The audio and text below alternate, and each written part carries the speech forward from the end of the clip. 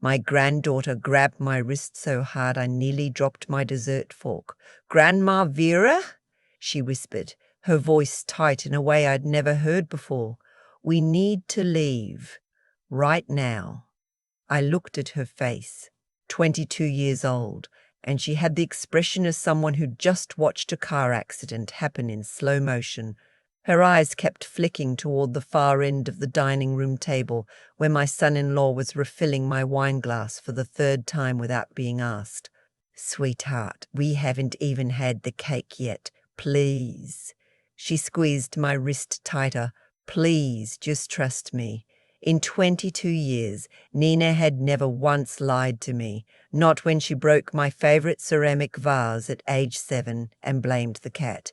Not even then. She came back 20 minutes later crying and confessed. That was Nina. That had always been Nina. So I set down my fork, dabbed my mouth with the linen napkin, and stood up.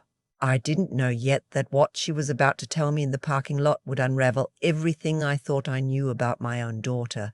It had started 3 weeks earlier, on a Tuesday afternoon in October, when my daughter showed up at my front door in Scottsdale without calling first. Renee had always had a talent for entrances. Even as a little girl, she'd time her arrivals for maximum effect, right when dinner was almost ready, right when I was on a phone call I couldn't cut short. Now, at 44, she still had that habit, and I heard her key in the lock before I heard her knock. She'd kept a copy since her father passed. I'd never asked for it back. "Mum, we need to talk." She came into the kitchen with the energy of someone who'd rehearsed the conversation in the car. Her husband, Scott, trailed behind her. He was a tall man with expensive shoes and a handshake he practiced. We'd never quite found our footing with each other, Scott and I. He smiled the way people smile when they're waiting for their turn to speak. I offered tea. Renee said she didn't want tea. I made it anyway because in my experience, conversations that start with "we need to talk" go better when everyone's hands have something to hold. I built Whitmore Catering over 31 years, from a folding table at church potlucks to a company that handled corporate events across the Phoenix metro area. When I sold it 3 years ago, at 66, I did it on my terms to a buyer I vetted personally for a price that reflected every 4 a.m. I'd ever worked. My husband Donald had been my partner in all of it until the stroke took him at 63. After that, I ran it alone for 4 more years, because stopping would have felt like losing him twice. The proceeds from the sale, combined with what we'd saved over the decades, meant I was comfortable. More than comfortable. Renee knew the number, roughly. She'd been present for enough family conversations about the future to have a general sense of what I was worth. "Scott has an opportunity," she started. I watched her hands wrapped around a mug she wasn't drinking from. It's a real estate syndication fund, private equity. His colleague Marcus put together the deal, apartment complexes in Tucson and Tempe, value-add strategy, projected returns of 18 to 22% annually. I'd heard about Marcus before. He'd come up in conversation at Thanksgiving, at Easter, twice over the summer. Each time the deal was slightly different and slightly bigger. "How much are they looking for?" I asked. "The minimum buy-in is $200,000, Scott said. It was the first thing he'd said since sitting down. He said it the way someone says a number they've been building up to. I got up and went to the cabinet above my desk in the corner of the kitchen. I kept accordion folder there, the kind with the elastic band, color-coded by topic. The tab marked Scott Financial was thicker than it should have been for a son-in-law I'd never gone into business with. I set it on the table. "The restaurant supply venture," I said, opening to the first section. $68,000. 2019. The distributor dissolved 8 months after you invested. Scott's jaw tightened. "The pandemic. The partnership dissolved in January 2020. Before the pandemic." I turned to the next section. "The short-term rental portfolio, 45,000. You told me the properties were in Sedona. 2 of them were in towns I couldn't find on a map. Those markets were. And the fitness franchise. I closed the folder. 31,000. The franchisor is currently under investigation by the Arizona Attorney General's office. I checked last month. Renee set down her mug hard enough to slosh tea on the table. You keep a file on my husband. I keep records of where my money went, Renee. That's how I built what I built. The silence in my kitchen had a particular quality to it. Outside, my neighbor Hank was running his leaf blower. Ordinary Tuesday sounds. This is different, Scott said, leaning forward. This fund has audited financials. I can show you the prospectus. The investment window closes Friday, Renee added. I recognized that sentence. I'd heard versions of it 3 times before. Urgency was a feature of every scheme Scott had ever brought to my table. The answer is no. Renee stood up. She had her father's height, and unfortunately my stubbornness applied to the wrong things. You're sitting on more money than you'll ever spend, Mum, and you won't help your own family. What's the point of having it if— The point, I said, is that I earned it. 31 years of it. Your father and I both did. Dad would have helped us. That landed the way she meant it to. I felt it in my sternum. Your father, I said after a moment, would have asked for the audited financials, found 3 inconsistencies in the first 20 minutes, and shown Scott the door himself. Scott stood and put his hand on Renee's arm. She was angrier than he was, which told me what I needed to know about whose idea this visit had been. They left without saying goodbye. The front door didn't slam. It closed with a quiet, deliberate click that somehow felt worse. I sat back down with my tea and thought about the way Renee had said Dad would have helped us. Not as a memory, as a weapon. I noted that in the part of my mind where I kept track of things worth remembering. The next morning, I found my back gate standing open. Not broken, not vandalized, just open, in a way it couldn't be unless someone had unlatched it from the inside. I had a combination lock on that gate. I was almost certain I was the only person who knew the combination. Almost. I called my neighbor Hank and asked if he'd seen anything. He said he'd heard a car idling on the alley side around midnight, engine running for a few minutes before it drove off. He couldn't see the make in the dark, but it sounded like a newer model. Scott drove a late model Audi. I didn't say anything to anyone. I went to the hardware store that afternoon and bought a new combination lock. I changed the number, and I started writing things down in a spiral notebook I kept in my nightstand. Date, time, what happened, what I noticed, who might have known. 31 years of business had taught me that when something felt like a warning, it usually was. 4 days later, Renee called. Mum, I've been thinking about Tuesday, and I know things got heated. I'm sorry. She sounded genuinely contrite in the way that, if I hadn't known her for 44 years, I might have believed. Scott and I want to take you to dinner. Somewhere nice, just family. Nina will be there. She specifically asked if you could come. Nina, my granddaughter, Renee's daughter from her first marriage, raised half the time by me, while Renee figured out her life.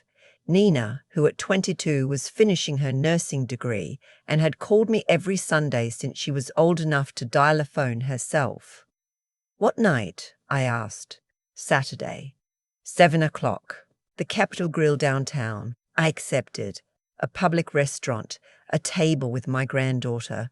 What could they realistically do? I should have paid more attention to the question I was asking myself. Saturday evening, I wore my navy blazer and the pearl earrings Donald had given me for our 30th anniversary. Sensible heels. I left my checkbook at home and brought only what fit in my small clutch. Phone, ID, 1 credit card, and a folded copy of Renee's medical power of attorney, which I'd been meaning to review as my attorney anyway. The restaurant was beautiful in the way expensive restaurants are. Warm lighting, tables spaced far enough apart for real privacy, the kind of quiet hum that meant everyone around you was having a conversation they didn't want overheard. Renee had reserved a table for 8. That was the first thing that struck me. She'd said just family. 8 settings was not just family. Nina was already there when I arrived. She hugged me at the door, and I felt something in the tightness of her arms around me. Not her usual warmth exactly, but something more compressed. I pulled back and looked at her face. She gave me a smile that didn't quite reach her eyes. The other guests were introduced as Scott's colleagues and people who've worked with the fund. A woman named Paula, who said she was in commercial real estate. A man named Douglas, and I noted that name because he was the only one who seemed to be watching me rather than talking, who was introduced as a financial advisor. Two other men I couldn't quite place, who laughed at each other's jokes and asked careful questions about my background in the catering industry. I answered politely and watched the wine pairings. My glass was refilled before I finished half of it, each time by Scott, who stood up from his seat to do it personally. By the second course, something was wrong with me. Not dramatically wrong, not the way it is in movies, just softer than I should have been. The edges of my concern about the evening had gone slightly blurry. I noticed this the way you notice a sound stopping, the absence of the sharpness I'd walked in with. I had one thought, clear and distinct, cutting through the softness. This is wrong. Grandma. Nina's hand closed over mine under the table. She leaned toward me as if she was going to say something about the breadbasket, her voice barely above the ambient noise of the restaurant. When I touch your hand twice, I need you to get up and come with me. Don't ask questions, just come. I kept my face still. Okay, I said as if she'd asked me to pass the salt. She touched my hand once, then again. I set down my fork. Excuse me, I said to the table at large. I need a moment. Renee was on her feet immediately. Mom, are you? Just a little warm. I smiled pleasantly. I'll be right back. Nina was already moving toward the exit. I followed her, and I heard the sound of chairs scraping behind me and Scott's voice, saying something low and urgent to the table. We made it through the front door. Outside, the October air in Phoenix was cool and dry, and it hit me like a glass of water to the face. Nina pulled me around the corner of the building into the shadow of a concrete planter and turned to face me, her back to the street. Grandma, I found out last night what they're planning. Her voice was steady, but her hands weren't.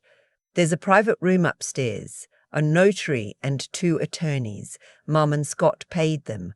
There are documents up there, transfer of assets, something about a trust restructuring. They're going to say you agreed to it. I heard myself breathing, in and out, slow. My wine, I said. Whatever they gave you, yes. She was already on her phone. I heard Mum on the phone with Scott's lawyer 2 nights ago, when she thought I was asleep. She said. Nina's voice cracked once, then steadied. She said you'd be cooperative enough to sign by the time the main course was done. I leaned against the planter and let the concrete hold some of my weight. Around us, ballots moved cars. Couples walked past in nice clothes. The ordinary world continued without any awareness of what was happening in its margins. How much of my wine did I actually drink? I asked. 2 glasses, maybe a little more. Grandma, we have to call 911. You need to get your blood tested while whatever it is still shows up. She'd already looked it up, I realized. She'd come to dinner knowing this might happen, and she'd researched it beforehand. This girl, who called me every Sunday, who'd confessed to breaking a vase at 7 years old, who was going to be a nurse. Call, I said. She called. I talked to the dispatcher, gave the restaurant name and address, described what I'd been served and when, described my current symptoms, the blurring of edges, the heaviness in my thinking, the way the last hour felt like I was watching it through a window. The dispatcher told me to stay outside and that officers were being dispatched to both the restaurant and Scottsdale Osborne Medical Center. A cab appeared at the curb 11 minutes later. Nina had called it at the same time she called 911. You planned for this? I said as she helped me into the back seat. I hoped I was wrong about all of it. She leaned in through the window. Her eyes were full of something that had been growing in there for weeks. I could see that now. Go. I'm going back inside. Someone needs to keep them from leaving. I watched her walk back through the restaurant's front door, 22 years old, walking into a room full of people who thought they'd succeeded. At the hospital, the blood panel came back within 2 hours. The attending physician, a calm woman who explained things to me in clear sentences, said the compound was hydroxyzine combined with a higher than therapeutic dose of a sedating antihistamine, the kind of combination that, in the right quantity, would make a person pliant and confused while maintaining the outward appearance of participation. Not something a veterinary clinic dispenses, something a pharmacist or someone with medical access could put together. The investigating officer who arrived at the hospital was a detective, not a patrol officer.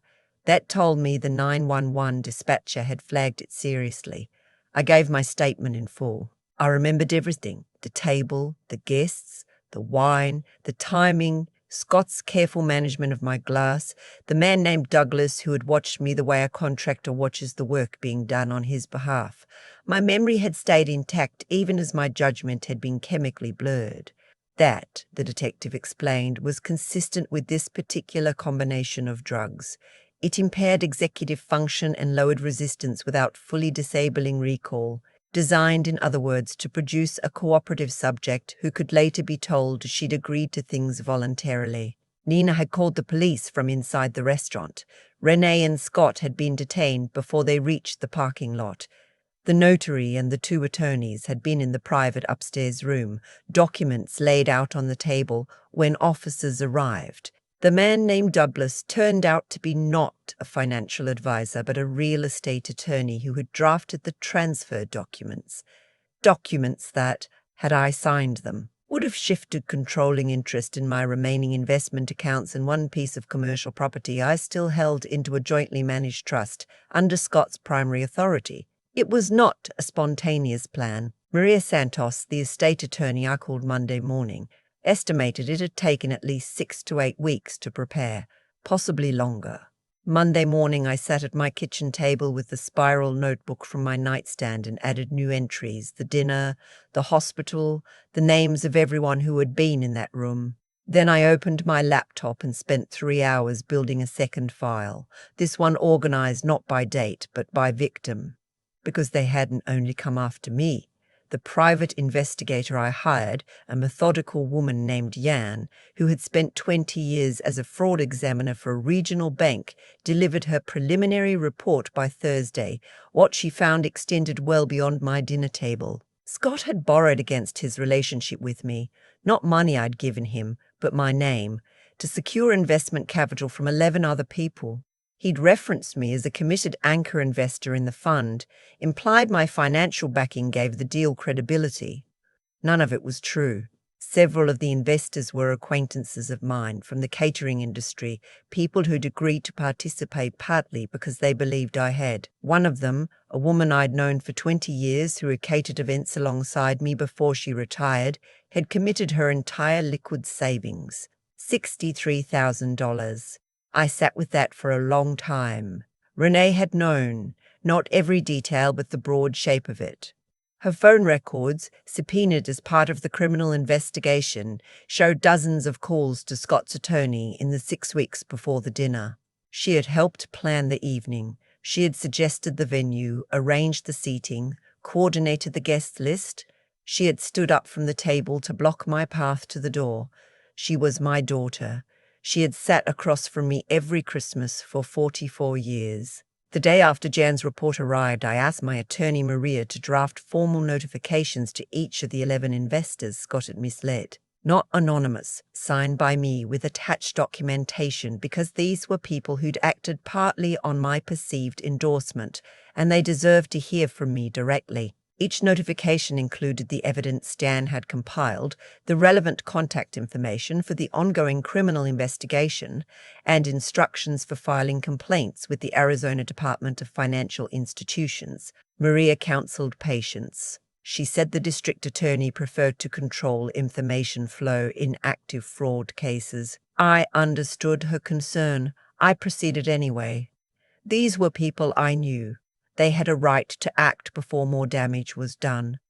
By Friday evening, I had received 8 calls, 3 were from retired women I knew personally. All of them had immediately contacted their banks to freeze the accounts Scott had access to. 2 had already spoken to the detective handling the criminal case. One woman cried on the phone for 4 minutes before she could speak in full sentences. She said she hadn't told her children yet. I stayed on the phone with her until she was ready to hang up. 6 weeks later, Scott pleaded guilty to securities fraud and wire fraud. His sentencing was set for the following February. The attorneys who had prepared the fraudulent transfer documents, 2 of them, surrendered their licenses pending disbarment proceedings. The man named Douglas, whose role had been to oversee the signing and witness the documents, was charged as a co-conspirator and accepted a plea deal in exchange for testimony. Renee was charged separately on 2 counts: conspiracy to commit fraud and administering a substance without consent. She did not plead guilty. She hired her own attorney, a different one from Scott's, which told me something about the state of their marriage even before the court filings confirmed they had separated. Nina and I talked on the phone the night the charges were announced, sitting in our respective apartments 40 minutes apart, the way we'd talked every Sunday for years. "How are you doing?" she asked. She always asked me that first, even now. "I'm steady," I said. "How are you?" "Weird." She was quiet for a moment. "I keep thinking about the version of that night where I didn't go in the bathroom at the right time and overhear what I overheard, where I came to dinner not knowing, where I watched you sign something and thought it was fine. But that's not what happened. No. You went to the bathroom at the right time," I said, "and then you did something very hard and very right and it cost you something real. I want you to know that I understand exactly what it cost." She had lost her mother, not to death, but to the version of her mother that had chosen to do this. Renee had sent Nina 2 messages since the arrest, both of which Nina had forwarded to me without comment. One said Nina had destroyed the family. The other said Nina had always loved money more than people, which was so precisely backwards that I had to put my phone down and look out the window for a moment before I could respond to it. "You didn't destroy the family," I told Nina now. "You can't destroy something that was already making choices like those." She made a sound that was not quite a laugh, but was adjacent to one. "When can I come over?" "Sunday," I said. "I'll make the chicken and dumplings. I'll bring the cornbread." In February, I stood in my kitchen at 5:30 in the morning, the way I had for 31 years, when there was always an event to prep for, a delivery to confirm, a crew to brief. The habit had outlasted the company. I made coffee and watched the backyard come into pale morning light, the saguaro cactus at the far corner of the fence that Donald had planted the first year we moved in. Nina was starting her final clinical rotation in March. She'd asked if she could move in with me for the semester to save on rent while she finished. I'd said yes before she completed the sentence. The criminal cases would take most of the year to resolve. Restitution orders had been filed on behalf of all 11 investors. The woman who had committed her savings was going to recover most of it, though not all. She'd sent me a card, handwritten, that I kept on the windowsill above my kitchen sink. "You didn't have to sign those letters yourself, but you did. Thank you." I thought about that often, about what it means to put your name on something. 31 years of building a business with my name on the door had made the concept concrete in a way that couldn't be argued away. Your name was what you were willing to stand behind. What you used it for in the end was the measure of what it was worth. Scott had used my name to defraud people I'd known for decades. I had used it to tell them the truth. That felt like the whole story in a way. On a Saturday in March, Nina and I drove out to Camelback Mountain early, before the heat came in. We walked the lower trail, the one Donald and I had done together every spring for 20 years. At the overlook, Phoenix spread out below us in the clear morning air, the grid of streets catching the early sun. "You know what I've been thinking about?" Nina said. "Tell me." "You had a file on Scott, a whole color-coded file. 4 years. "I did. Why didn't you say anything sooner?" "I thought about that. about the particular math of loving someone's child and distrusting the person they've chosen, about the way you can know something and still hope you're wrong about it, because being right costs too much, because I hoped I'd never need to use it, I said. Nina nodded slowly, looking out at the city. I found out something last week. One of Mum's former clients, someone who'd been referred to her through you, had a meeting scheduled with Scott's Fund for next month. She didn't know anything had happened yet. Is she warned now? She is. We stood there for another minute. Below us, a hawk was making wide circles over the foothills, patient and unhurried.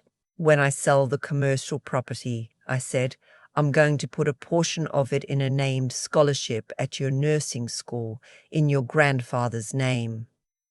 Nina turned to look at me, and when the time comes, I said, what I've built goes to someone who understands what honest work actually means. She didn't say anything for a moment. The hawk made another pass over the hillside. I won't let you down, she said finally. I know you won't. We walked back down the trail the way we'd come, side by side, the morning still cool around us, the city waiting below in the light. I've had a lot of time to think about cause and effect since that October evening, not in any abstract way, just the plain, unglamorous mechanics of how choices accumulate into consequences. What Scott and Renee set in motion didn't come from nowhere. It came from years of smaller decisions, every time I covered a loss without asking hard questions, every time I accepted a vague explanation because pressing further felt unkind, every time I told myself that loyalty to family meant giving people the benefit of the doubt they hadn't quite earned. I don't say that to blame myself. I say it because it's true, and ignoring true things has never once helped me. There's something I've come to believe about intelligence that I didn't fully understand when I was younger. Being smart isn't the same as being wise, and being wise isn't the same as being willing to act on what you know. I knew something was wrong with Scott's pattern long before I had a folder thick enough to prove it. I documented it, I watched it, and then I waited because I kept hoping the pattern would change. It didn't change. Patterns built from dishonesty don't change on their own. They only grow larger and require bigger lies to maintain them. What happened at that dinner table was the inevitable end point of a trajectory I had watched developing for years. The only variable that changed it was Nina walking into the right hallway at the right moment and having the courage to do something with what she heard. That's the part I keep returning to. Nina didn't have to act. She was 22 years old, sitting at a table with her mother, her stepfather, and a room full of adults who had decided what was going to happen that night. She could have told herself she'd misunderstood. She could have waited until morning, until the documents were signed, until it was too late. Instead, she came to that dinner already prepared. She'd looked up what to do, thought through what she might have to say, and walked back through that front door after getting me out safe, because someone needed to stay. That's not just loyalty. That's a kind of moral clarity that most people spend their whole lives trying to develop and never quite reach. I think about what I want to pass on to her, and it isn't the commercial property or the investment accounts, though those things matter. It's the understanding that what you build in this life reflects what you actually believed when no one was watching. Renee and Scott believed that cleverness was the same as character. They were very clever. The planning, the staging, the guest list, the private room upstairs. It was genuinely sophisticated, and none of it held up for a single week once someone with actual integrity decided to stand in its way. That's the thing about a life built on honest work. It doesn't just give you financial security. It gives you a reputation that functions as a shield, even when you don't know you need one. It gives you neighbors who notice when something is wrong. It gives you business associates who call on a Monday morning to offer help. It gives you a granddaughter who knows down in her bones that protecting you is worth whatever it costs her. Renee made her choices. I've stopped trying to explain them, and I've stopped trying to undo them. What I can do, what I've chosen to do, is make sure that the next chapter of what I've built belongs to someone who understands the difference between a name that opens doors because it was borrowed and a name that opens doors because it was earned. Nina starts her nursing rotation in the spring. On Sunday evenings, she comes over for dinner, and we talk about the future, the way people do when the future is actually something they're looking forward to. That's what honest living looks like from the inside. Quiet, ordinary, worth everything.